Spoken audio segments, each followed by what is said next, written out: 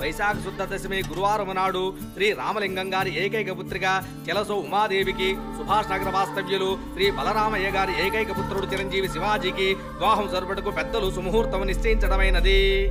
శాసనసభలో పాలకపక్షం మీద ప్రవేశపెట్టిన అవిశ్వాస తీర్మానం నెగ్గిన కారణంగా గవర్నర్ ప్రతిపక్ష నాయకులను ప్రభుత్వం ఏర్పాటు చేయవలసిందిగా ఆహ్వానించి 10 రోజుల్లో మెజారిటీ నిరూపించుకోవాల్సిందిగా గడువు విధించారు. ఈ నేపథ్యంలో అన్ని ప్రభుత్వ శాఖలకి నూతన మంత్రుల చేత గవర్నర్ పదవీ ప్రమాణ స్వీకారం చేయించబోతున్నారు.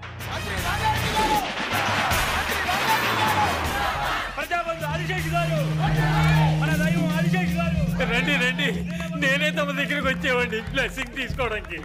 మీరు కొత్త మంత్రి, మీకు ఆ మర్యాద నేను ఇచ్చి తీరాలి. మీరు కింగ్ మేకర్ ని రుజువు చేసుకున్నారు. కృతజ్ఞుడయ్యా, కృతజ్ఞుడిని. కృతజ్ఞత మాటల్లో కాదు, చేతల్లో ఉండాలి. అయ్యా, తమరు ఆదిశేషులైతే నేను అల్శేషులయ్యా.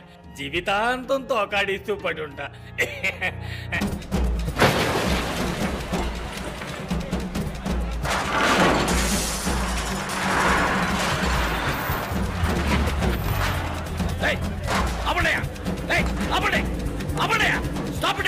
ఎందుకు పడగొడుతున్నారు? ఇక్కడ ఐటీ పార్క్ ఫ్యూచర్ డెవలప్మెంట్ అని గవర్నమెంట్ ప్రాజెక్ట్స్ వస్తున్నాయి. ఇక్కడ కట్టడాలు కట్టడం తప్పు. పడగొట్టండి. ఏమనుకుంటున్నారయ్యా? మనిషికి కారణం చెప్తున్నారు, ఆవు అంటే పడగొడుతున్నారు. 50 కోట్లు తీసుకుని ఇంక మీద ఏ సమస్య రాదని చెప్పారు. ఇప్పుడు ఇదేంటయ్యా? సార్, ఇది కొత్త గవర్నమెంట్ ఆర్డర్. కావాలంటే నేను రేపు పొద్దున వస్తాను. ఈలోగా ఎవరితోనైనా మాట్లాడి ఏం చేయగలరో చేయండి. ఏ సార్, అక్కడ గవర్నమెంట్ ప్రాజెక్ట్ వస్తుంది. ఏ బుద్ధి లేని మీద ఇచ్చారు మీకు పర్మిషన్? నో, ఇది రాంగ్ ప్రాజెక్ట్. పర్మిషన్ ఇవ్వకూడదు. సార్, నేనేం తప్పు చేశాను సార్? నన్ను ఎందుకు ఇలా వేధిస్తారు? మంచి చేయడానికి వచ్చినందుకు ఎంత శిక్ష? అన్ని మెట్లు ఎక్కి దిగేశాం. టేబుల్కి, బెంచ్కి, అధికారికి, మంత్రికి, వాడు వీడని అందరికీ ఎంత ఇవ్వాలో అంతా ఇచ్చేసాం. మీరిచ్చింది ఆ ముఠాకి, ఆ మంత్రులకి. మేము ఫ్రెష్ బోలెడంత ఖర్చు పెట్టుకొచ్చాను నాన్న. సీటు ఖరీదు, ఎలక్షన్ ఎక్స్పెన్స్, పబ్లిసిటీ ఎక్స్పెన్స్, ఎమ్మెల్యేలు కొనడం, కాస్ట్ ఆఫ్ పాలిటిక్స్ చాలా ఎక్కువైంది. ఇప్పుడు మేమేం చేయాలి చెప్పండి. మీ ప్రాజెక్ట్ వాల్యూ ఎంత? ఎన్నిసార్లు ఇదే ప్రశ్న అడుగుతారా? ఏంటి ఏమన్నారు? ఏం లేదు సార్, 200 కోట్లు. అందులో 25%, ఓ 50 కోట్లు మా సంక్షేమ నిధికి ఇచ్చేయండి. మిగతా నేను చూసుకుంటాను. మృతం చేయడానికి పర్మిషన్ అడిగానా? సారా కట్టడానికి పర్మిషన్ అడిగాను. చెడగొట్టకు శివాజీ. గాంధీకి మండపం కట్టాలన్నా కూడా వీళ్ళు డబ్బులు అడుగుతారు. రే మామ, నోడ్రా. పర్మిషన్ ఉంటావు, కుదురుతుందా కుదరదా? మర్యాద డబ్బులు తీసుకుని నీకు మర్యాద ఏంట్రా? ఎక్కడికి వచ్చి ఎవరితో ఏం మాట్లాడుతున్నావు నువ్వు? డబ్బులు ఇవ్వకుండా నువ్వు ఆ యూనివర్సిటీ ఓపెన్ చేయడం కుదరదు. ఇవ్వను, ఒక్క పైసా కూడా ఇవ్వను. నేను కోర్టుకెళ్తాను. కింద కోర్టు, మధ్య కోర్టు, పై court, magistrate court, appellate court, sessions court, high court, supreme court అని. ఈ దేశంలో న్యాయం అనేది ఏదో ఒక మూల కాస్త మిగిలి ఉంటుంది. దాన్ని తవ్వి తీస్తాను. వెళ్ళి ప్రయత్నించు.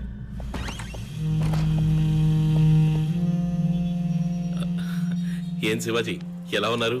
మీ యూనివర్సిటీ పనులన్నీ ఎంతవరకు వచ్చాయి? ఏమైనా సహాయం కావాలంటే అడగండి. నువ్వే పెద్ద మనిషివయ్యా. పేడ పురుక్కన్న హీనమైన వాడివి. నికృష్టమైన చావు చేస్తావు. శివాజీ, తప్పు. ఆయన ఏదో కోపంలో అలా మాట్లాడితే నేను తర్వాత ఫోన్లో మాట్లాడతాను.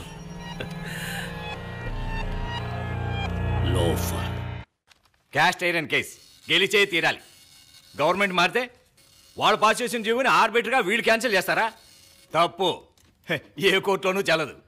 రేపు పొద్దున్న కోర్టుకు పోయి ఓ రిట్టు పడేసి ఆ స్టే ఆర్డర్ని వికెట్ చేయిస్తా, లేదా స్టే ఆర్డర్కే స్టే ఆర్డర్ తీసుకుందాం. ఇది నా 25 ఏళ్ల ఆశయం, 20 ఏళ్ల శ్రమ. నేను సంపాదించిందంతా ఇందులో పెట్టాను. ఉన్న ఇల్లు, ఉన్న ఆస్తి అంతా తాకట్టు పెట్టాను. దీన్ని ఎలాగైనా మీరే కాపాడాలి. దిగులు పడకండి. అన్ని ఫైల్స్ మీద సంతకాలు పెట్టి అప్రూవ్ అయిన తర్వాతే కదా స్టార్ట్ చేశారు. నేను చూసుకుంటాను.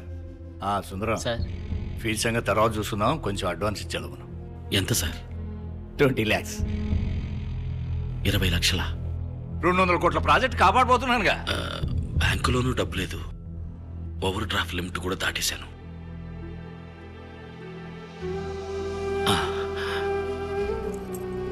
అడ్వాన్స్గా నా కారు ఉంచుకోండి. ఏంటండి ఇది? ఇరకాటంలో పెట్టారే. అయ్యయ్యో, మీరేం ఫీల్ అవ్వకండి. నేనేమన్నా పుట్టేటప్పుడు కారులో పుట్టానా? చిన్న వయసులో చెప్పులు లేకుండా నడిచాను, బస్సుల్లో ప్రయాణించాను. మీరు ఈ కేసు గెలిపించండి, అచ్చాలు తీసుకోండి. శివాజీ, నువ్వెంతో ఆశపడి కొనుక్కున్న కారు ఇది. సార్, కావాలంటే నేను డ్రాప్ చేస్తా. వద్దండి, కూల్. నాకు నడక అలవాటే. పద.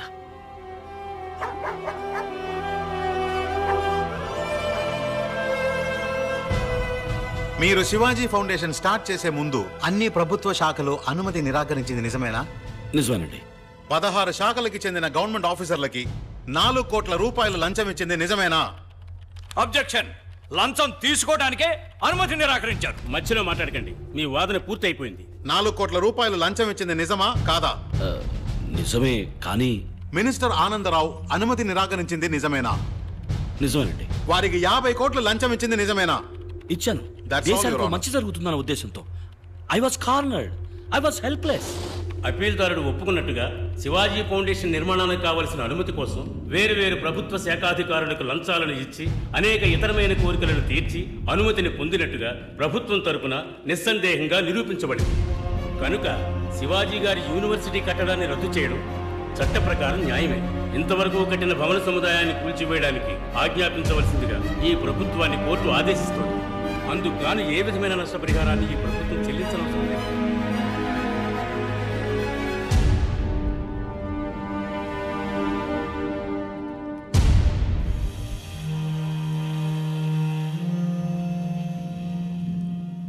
చూసారా శివాజీ గారు ఎంత పని జరిగిందో? మారు మాట్లాడకుండా నేను చెప్పినట్టు ఓ 5 star hotel, real estate business చేసుకుని ఉండాల్సింది. పాపిస్ట్ విధవులు అందరూ కలిసి మిమ్మల్ని ఇలా నడివీధిలోకి ఈడ్చుకొచ్చి వదిలేశారు. ఇప్పుడు ఏం చేద్దాం అనుకుంటున్నారు? మోట్లో మోస్తారా, లేక పాలుగాని పితుకుతారా, లేదా ఆటో నడుపుతారా? పోనీ నేను ఆర్టీసీలో రికమెండ్ చేసి మీకు కండక్టర్ పని ఇప్పిస్తాను, చేస్తారా? ఓ, దానికి పూర్వానుభవం కావాలే. కూర్చున్న చోట ఒళ్ళలవ్వకుండా నొప్పి లేకుండా చేసే పనుంది, చేస్తారా? మన జాతీయ వృత్తి. అయ్యో, అన్ని 500, 1000 రూపాయల నోట్లే.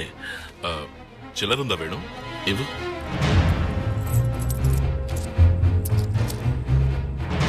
అమ్మా తల్లి జగన్మాత, వీరు చేయబోయే పని విజయవంతం కావాలమ్మా. నా హస్తవాసి చాలా మంచిది. మొదటి బోణి నేనే చేస్తాను.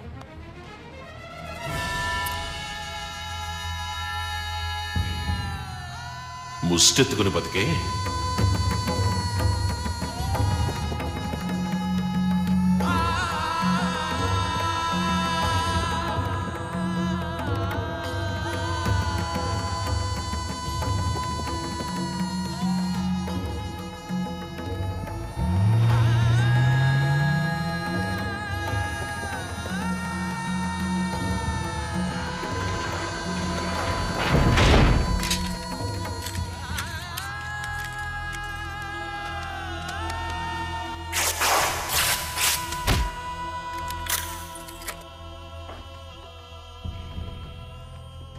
ఎక్స్క్యూజ్ మీ సార్, ఈ ఇల్లు, మిగతా ప్రాపర్టీస్, ఇక్కడున్న వస్తువులు అన్నిటికీ వెలకట్టినా కూడా మీరు తీసుకున్న అప్పుకి సరిపోదు సార్.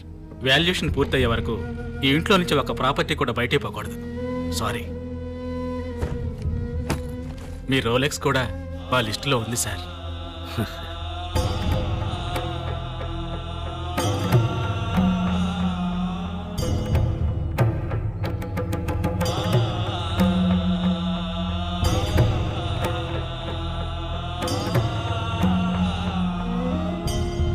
సారీ నాన్న, సారీ అమ్మా. నేను మంచి స్థితికి వచ్చేదాకా మీరు ఊర్లో ఉండండి. మాకే బాధ లేదు బాబు. నువ్వు అమెరికా వెళ్లే ముందు మన పరిస్థితి ఇదేగా.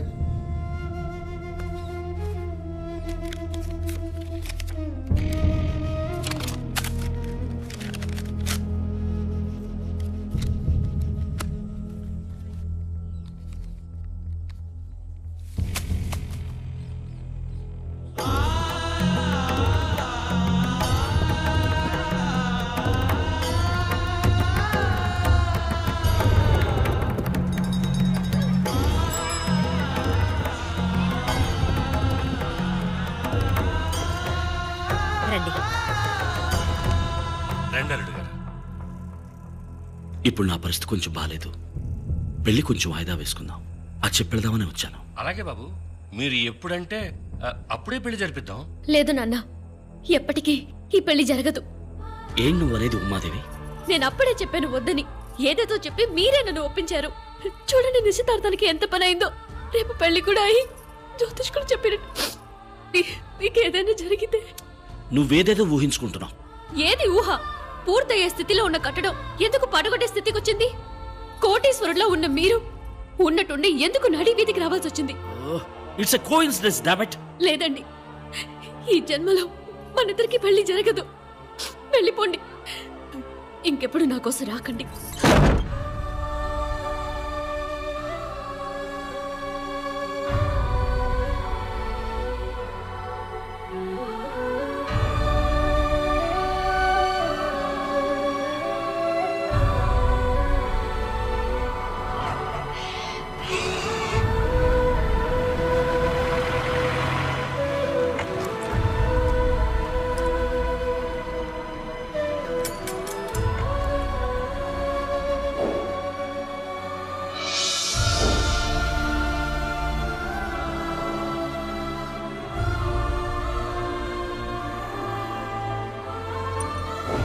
ముష్టెత్తుకుని బతికే ఇంకెప్పుడు నా కోసం రాకండి. ఎంత 5 స్టార్ హోటల్లో తిన్నా గానీ తోపుడు బండిలో టిఫిన్ టేస్టే వేరు. తిన్.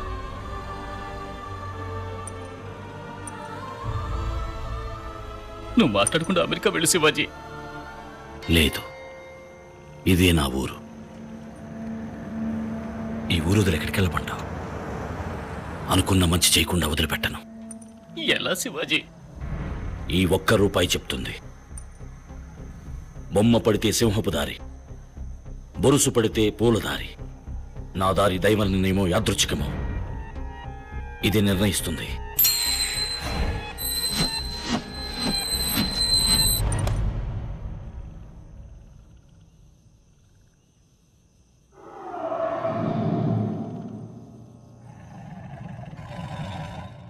ఇక నే నడవబోయే దారి సింహపు దారి.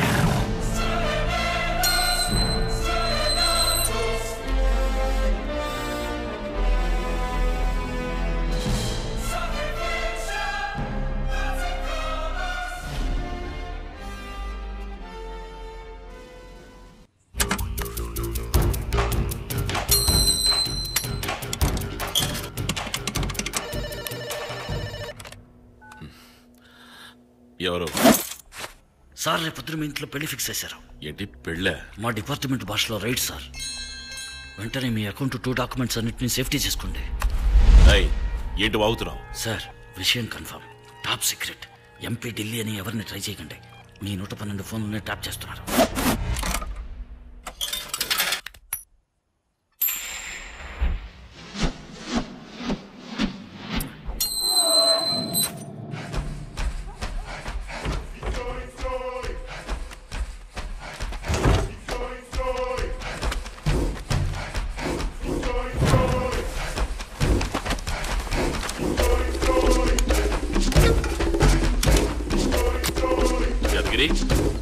యాదగిరి, రేయ్ అయ్యా, తోటలో ఎరువులు అయిపోయాట, అర్జెంటుగా కావాలన్నారు.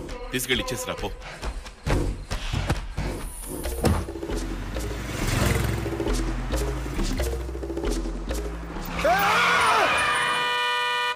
ఏంది రోడ్డు కడగా నుంచి బండి ఆపారు? కార్ ఎడిపోతుందండి. విజయవాడ సైడ్ మేము దారిలో దిగుతాం. తెలియని వాళ్ళు ఎట్టెక్కించుకునేదే. మేము మీ ఓనర్ ఫ్రెండ్స్ అండి.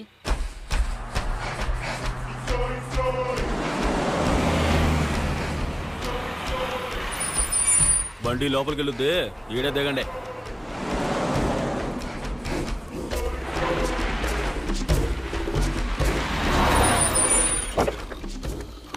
వెంకటస్వామి లేరా? ఏంద్రా? అయ్యగారు ఇరువులు ముట్టలు అంపారు, లోన్ ఎడదాం రా. అట్టగే.